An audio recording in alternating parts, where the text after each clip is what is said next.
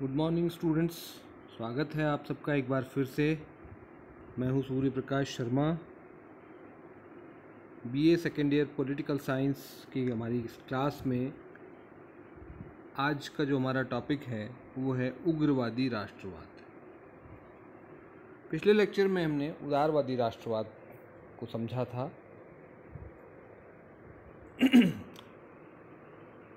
और मैंने आपको बताया था कि कांग्रेस और भारतीय राष्ट्रीय आंदोलन जो सन 1885 से 1947 तक साथ साथ चले, दोनों की विकास यात्रा साथ साथ चली और दोनों एक दूसरे के पर्याय बन गए।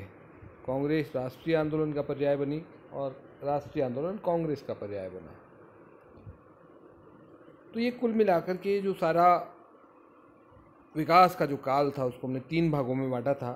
पहला काल हमने देख लिया, कल 20 वर्ष का था, लगभग 1885 से 1905 तक। दूसरा युग 1905 से 1919 तक का था। ये युग उग्रवादी राष्ट्रवाद का युग कहा जाता है, एक्सट्रीमिस्ट नेशनलिज्म। उग्रवाद का मतलब ये आतंकवाद या हिंसा से नहीं है, क्योंकि इस शब्द का प्रयोग हमने आजकल जो है हिंसा के संदर्भ में देखने को मिलता है, लेकिन यहाँ पर जब हम उग्रवादी राष्ट्रवाद का शब्द का प्रयोग करते हैं तो वहाँ पर हिंसा और क्रांति उसमें शामिल नहीं है। ये केवल उदारवादियों से अपने आप को भिन्न दर्शाने के लिए इस शब्द का प्रयोग किया गया और उनके साधन जो है उदारवादियों की तुलना में कुछ अधिक प्रभावकारी थे, अधिक अग्रगामी थे, इसलिए उनको उग्रवादी कहा गया था, एक्सट्रीमिस्ट कहा गया था। अतिवादी सही शब्द है, बल्कि इसके लिए उग्रवादी के बजाय अतिवादी शब्द, और प्रचलन में उग्रवादी शब्द है तो इसलिए हम उसी शब्द को प्रयोग कर रहे हैं।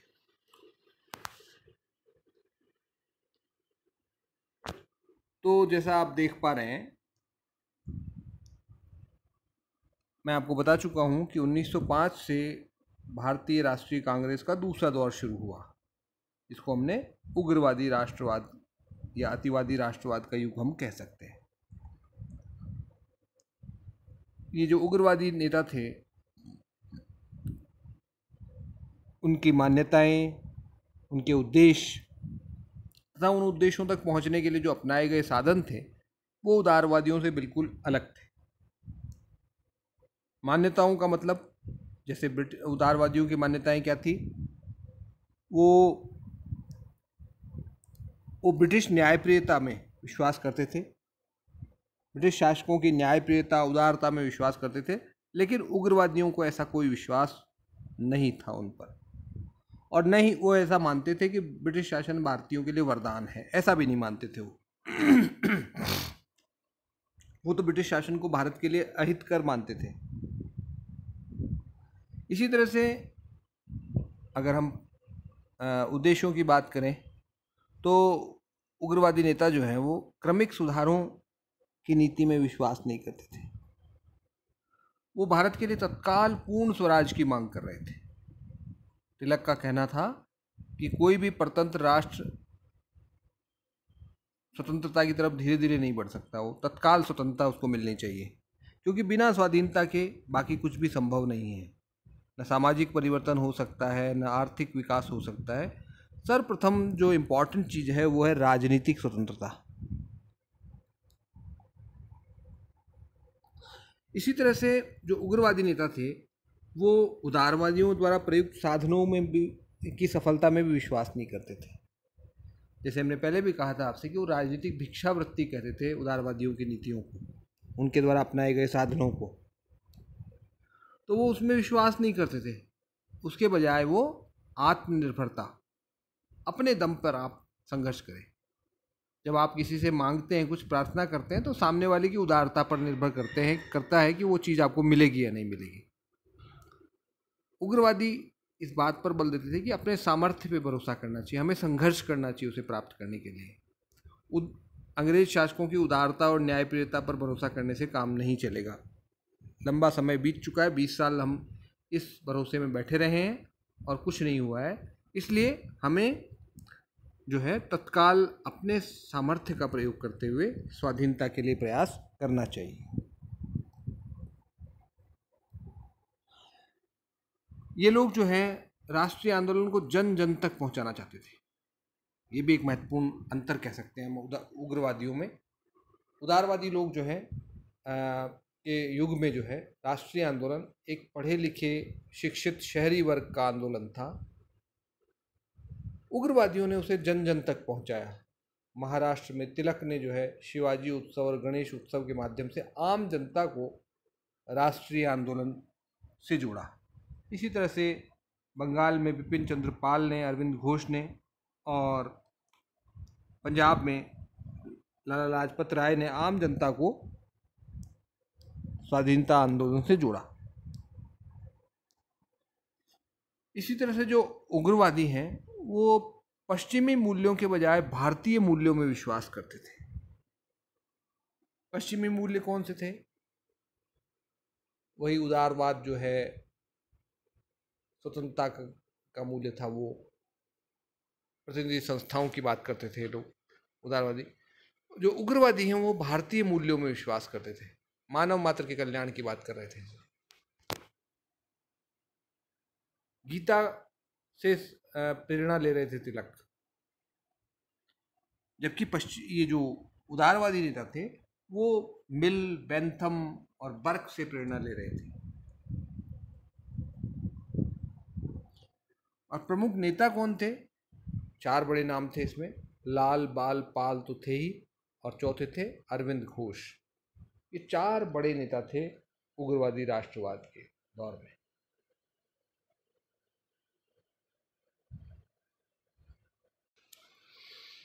आगे बढ़ते हैं हम इसके बाद, next slide.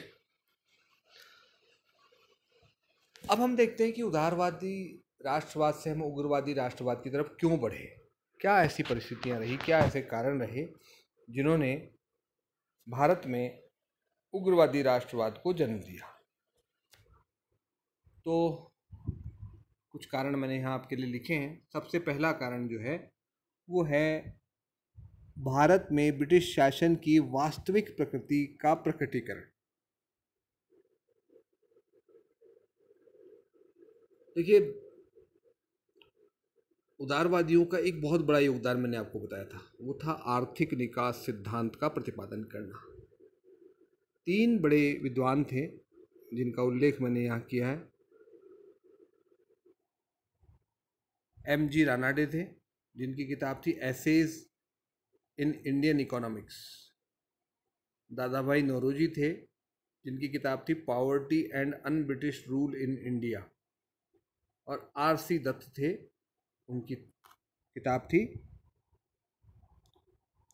Economic history of India. ये 3 ऐसी किताबें थी जिनमें भारत की आर्थिक स्थिति का चित्रण किया गया था। भारत के बारे में आपको पता है, बर्नियर का कथन तो आपको ध्यान ही होगा, जिन्होंने ये कहा था, एक फ्रेंच विद्वान थे बर्नियर, पहले ये बता दूं मैं आपको। उन्होंने ये कहा था कि भारत एक ऐसा गहरा गड्ढा है जिसमें दुनिया भर से सोना चांदी आता है और वो वहीं रह जाता है, उससे बाहर निकलने का कोई रास्ता नहीं है। यानी जिसको हम दूसरे शब्दों में सोने की चिड़िया कहते हैं ना भारत को, उस स्थिति का वर्णन कर रहे थे बर्नियर। यानी जब तक यूरोपियंस भारत नहीं आए थे तब तक भारत बहुत समृद्ध था। ढाका की मलमल जो है दुनिया भर में फेमस थी। भारत से मसाले वगैरह जो है यूरोप में जाया करते थे, और उन्हीं मसालों का, इन्हीं चीज़ों का व्यापार करने के लिए तो ईस्ट इंडिया कंपनी बनी थी। अंग्रेज भारत में शासन करने थोड़ी आए थे, व्यापार करने आए थे। तो संयोग से हमारी फूट का लाभ उन्हें मिला और हमने उन्हें अपना शासक बनाया। वो शासक नहीं बने हमारे, हमने आपसी लड़ाइयों की वजह से उनको शासक बना दिया अपना। तो अंग्रेज़ों के आने के बाद भारत में जो आर्थिक स्थिति में बदलाव आया, उसका चित्रण दादा भाई नौरोजी ने और महादेव गोविंद रानडे ने भी किया है अपनी किताब में, इसका जिक्र किया है। आर्थिक निकास का सिद्धांत प्रतिपादित किया इन्होंने कि भारत का पैसा जो है यूरोप जा रहा है, इंग्लैंड जा रहा है, लंदन जा रहा है, कई तरह से जा रहा है। बड़े अफसरों की तनख्वाह के रूप में जा रहा है और टैक्सेस के रूप में जा रहा है। भारत की जो अंग्रेज सेना पर जो खर्चा हो रहा है उस रूप में भारत का पैसा बाहर जा रहा है। तो बहुत सारे तरीके हैं और इनसे भारत की आर्थिक दुर्दशा हो गई है। आज भारत की जो आर्थिक बदहाली है उसका कारण ब्रिटिश सरकार है, ये प्रतिपादित कर दिया था इन उदारवादी नेताओं ने। और 20 साल का जो उदारवाद का युग था उसके बाद सहन शक्ति भी कम हो गई थी लोगों की, भारतीयों की, रोष बढ़ रहा था और लोगों ने कहा कि भाई जब ये हालात अंग्रेजों के कारण से हुए फिर भी आप राजभक्ति करेंगे क्या? क्यों ना अंग्रेजी शासन को यहाँ से उखाड़ के फेंक दिया जाए, संघर्ष क्यों ना किया जाए उसके लिए, मांगने से कब तक काम चलेगा। तो इस कारण से जो है बदलाव आया। दूसरा कारण, प्राकृतिक आपदाएं भारत में उत्पन्न हुई, जिसमें महामारी भी आई थी, प्लेग फैला था पूना में 19वीं शताब्दी के अंत में। इसी तरह से अकाल पड़ा था 20वीं शताब्दी के आरंभ में। इन प्राकृतिक आपदाओं में ब्रिटिश सरकार ने भारतीयों की मदद नहीं की, कोई विशेष सहयोग नहीं किया उन्होंने भारतीय जनता का। तो इससे रोष उत्पन्न हुआ था भारतीयों के अंदर।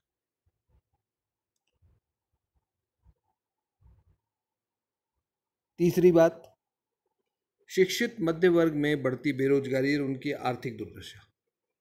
शिक्षित मध्य वर्ग था भारत का, उसको नौकरियां नहीं मिल रही थी अब और स्थिति बहुत खराब थी भारत में उस समय, आर्थिक स्थिति बहुत गड़बड़ थी। तो इस कारण से जो है अंग्रेज सरकार से नाराजगी स्वाभाविक थी।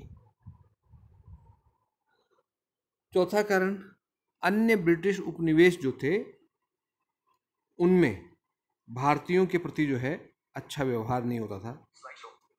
आपको पता है दक्षिण अफ्रीका का तो मालूम ही है आपको, गांधी जी वहाँ संघर्ष कर रहे थे भारतीयों के अधिकारों के लिए और ब्रिटिश सरकार उनका कोई सहयोग नहीं कर रही थी, भारतीयों के हितों के लिए काम नहीं कर रही थी वहाँ।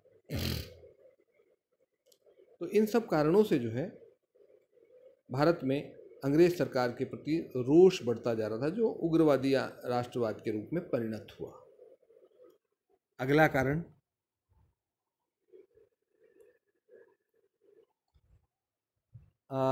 उदारवादियों की मान्यताओं, कार्य पद्धति और उपलब्धियों के प्रति असंतोष। ये जो मान्यताएं थी उनकी 5-6 बिंदु मैंने लिखे हैं आपके लिए, उनके प्रति असंतोष उत्पन्न हो गया था।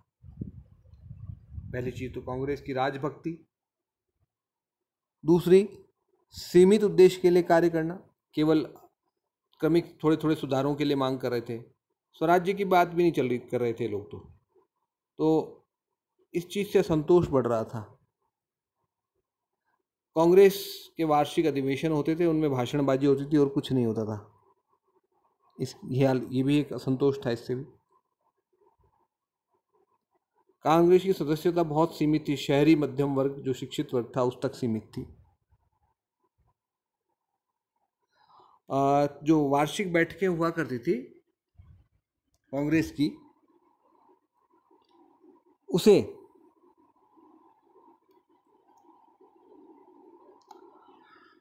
तिलक जो है मौज मस्ती कहा करते थे, पिकनिक मनाना कहते थे। और तिलक का ये भी कहना था कि ये वार्षिक टर मेंढकों की तरह जो टर करते हैं उससे कोई लाभ होने वाला नहीं है।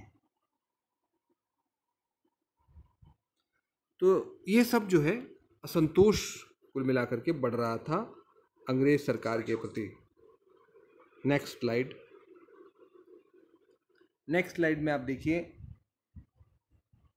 धर्म एवं समाज सुधार आंदोलन का प्रभाव। भारत में जो धर्म और समाज सुधार के आंदोलन चले थे उनसे भी भारतीय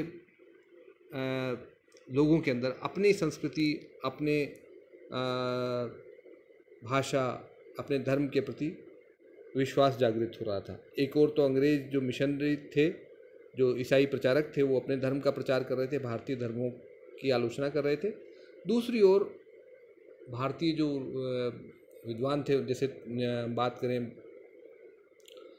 विवेकानंद जैसे जो संत थे, वो हिंदू धर्म का प्रचार कर रहे थे, भारतीयों के अंदर गौरव की भावना भर रहे थे। तो इसका भी प्रभाव पड़ा था भारत में ये उग्रवादी राष्ट्रवाद के उदय पर। फिर राष्ट्रीय साहित्य एवं प्रेस की भूमिका। बंकिम चंद्र चटर्जी की जो किताब थी आनंद मठ, वो बहुत ही प्रभावकारी थी इस दिशा में। और इसके अलावा और बहुत सारी पुस्तकें हो सकती हैं। उनका जो गीत था वंदे मातरम, उसने बहुत बड़ा रोल प्ले किया था। इसी तरह से जो प्रेस ने भी बड़ा इम्पोर्टेंट काम किया था।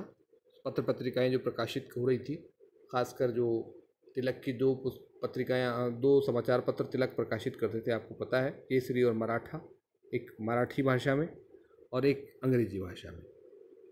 कौन सा अंग्रेजी में था, कौन सा मराठी में था, तो ये याद रखिए कि मराठा जो था वो मराठी में नहीं था, यानी मराठा अंग्रेजी में था और केसरी मराठी में था। ये याद रहने का तरीका है, कन्फ्यूज़न नहीं होगा कभी भी। फिर पाश्चात्य क्रांतिकारी सिद्धांतों का प्रभाव।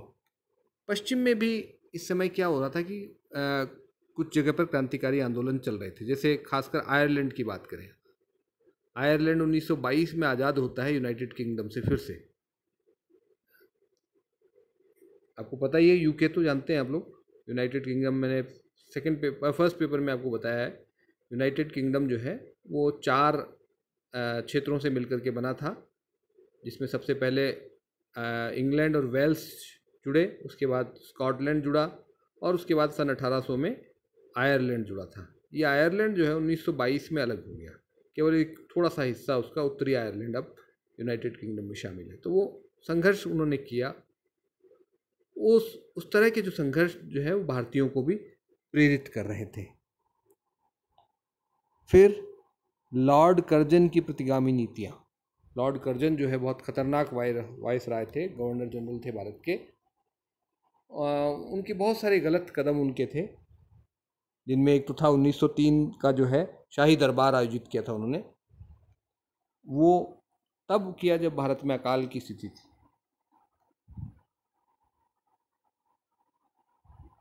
इसी तरह से प्रशासकीय गोपनीयता अधिनियम उन्होंने पारित किया था। इसके अलावा भारतीय विश्वविद्यालय अधिनियम पारित किया और कलकत्ता नगर निगम अधिनियम पारित किया था। ये इन सब के कुछ प्रावधान ऐसे थे जो भारतीयों को पसंद नहीं थे, भारतीयों के खिलाफ थे, इसलिए उनका विरोध हुआ।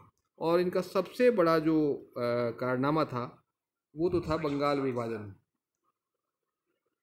वो नेक्स्ट स्लाइड में आप देखिए, बंगाल विभाजन सबसे बड़ा कारनामा था। 1905 में बंगाल का विभाजन किया इन्होंने, और ये कहा गया कि ये प्रशासनिक सुविधा के लिए किया जा रहा है। बंगाल एक बड़ा राज्य है, वो जो है व्यवस्थित ढंग से उसका प्रशासन चला पाना संभव नहीं है, इसलिए उसका विभाजन किया जा रहा है। जबकि वास्तविक कारण ये था कि हिंदू बनाम मुसलमान को एक दूसरे से लड़ाना था, एक सांप्रदायिक उन्माद फैलाना था उन्हें, सांप्रदायिक आधार पर विभाजन किया गया था बंगाल का, और इसने जो है उग्रवादी आंदोलन को बहुत बढ़ावा दिया। नेक्स्ट जो है वो है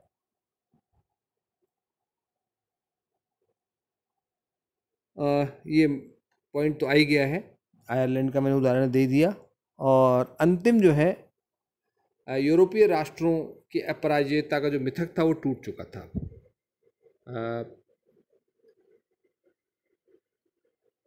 रूस जो है जापान ने हराया था 1905 में, और ये एक बहुत बड़ी घटना थी। अब तक यूरोपीय देश अपराजय माने जा रहे थे कि उनको, यूरोप के लोगों को एशिया वाले या अफ्रीका वाले नहीं हरा सकते। हालांकि संयुक्त राज्य अमेरिका से जो है उनको भगाया जा चुका था युद्ध के द्वारा, लेकिन उसमें ये कहा गया था कि वो भी यूरोपियन नहीं थे, वो वहाँ के मूल निवासी नहीं थे। जिन्होंने वहाँ पर शासन स्थापित किया अपना, वो भी यूरोपियंस थे। अमेरिका में भी यूरोपियंस ही थे वो सारे, वहाँ के जो मूल निवासी थे उनको तो बेदखल कर दिया था उन्होंने।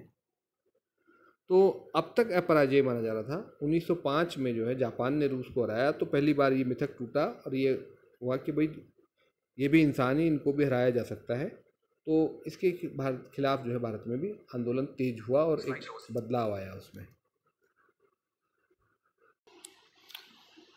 तो आज हम यहीं तक रखते हैं, शेष भाग जो है अगले लेक्चर में उसको पूरा करेंगे। क्योंकि लंबा लेक्चर हो जाएगा वरना ये। उम्मीद है आपको ये बात समझ में आई होगी। अगले जो पार्ट होगा उसमें हम उग्रवादियों के उद्देश्यों की बात करेंगे, क्या वो चाहते थे, उनके साधनों की बात करेंगे, किस प्रकार से वो उन उद्देश्यों तक पहुंचना चाहते थे, और फिर बात करेंगे उनकी कमियां क्या थी, उनकी उपलब्धियां क्या थी उनकी। तो ये 2 पार्ट में हमारा लेक्चर रहेगा। आज यहीं तक रखते हैं। धन्यवाद।